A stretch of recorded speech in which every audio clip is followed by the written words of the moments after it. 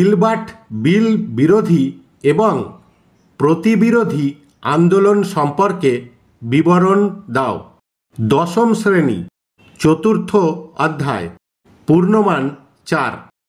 ভূমিকা: 1873 খ্রিস্টাব্দের code of criminal ল অনুসারে ভারতীয় বিচারকরা ইউরোপীয়দের বিচার করতে পারতেন না।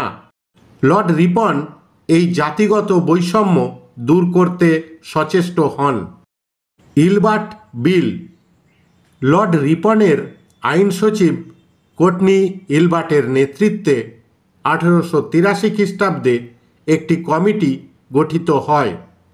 এই কমিটি ভারতীয় বিচারকদের ইউরোপীয় বিচারকদের সমমর্যাদা দিয়ে একটি খসড়া আইন প্রস্তুত করে। এটি ইলবার্ট বিল নামে পরিচিত। ইউরোপীয়দের বিরোধিতার কারণ: শ্বেতাঙ্গ শাসক জাতির কাছে এই বিল ছিল মর্যাদাহানিকর। এছাড়া ভারতীয়দের বিচার বুদ্ধি ও যোগ্যতার প্রতি তারা সন্দিহান ছিলেন। ইউরোপীয় প্রতিক্রিয়া: এই বিলের বিরোধে ইংরেজ আইনজীবী ব্রানসনের নেতৃত্বে ডিফেন্স অ্যাসোসিয়েশন গঠন করে ইউরোপীয়রা আন্দোলন শুরু করে, যা শ্বেতাঙ্গ বিদ্রোহ নামে খ্যাত। ব্রিটেনের বিখ্যাত ইংলিশম্যান পত্রিকা লর্ড রিপনকে তীব্র ভাষায় আক্রমণ করে।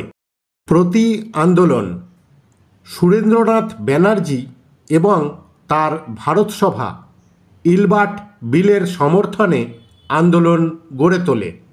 ভারতীয়রা মিটিং মিছিলের মাধ্যমে এই বিলকে সমর্থন করে।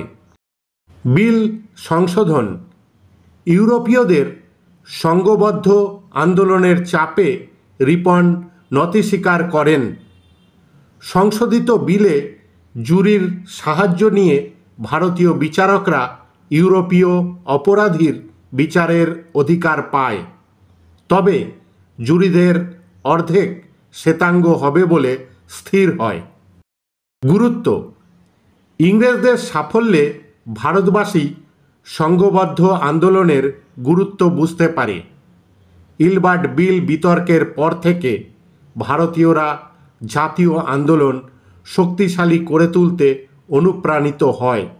ঐতিহাসিক রমেশচন্দ্র মজুমদার মন্তব্য করেছেন, ভারতের রাজনৈতিক অগ্রগতিতে ইলবার্ট বিলের মুখ্য ভূমিকা ছিল। ধন্যবাদ।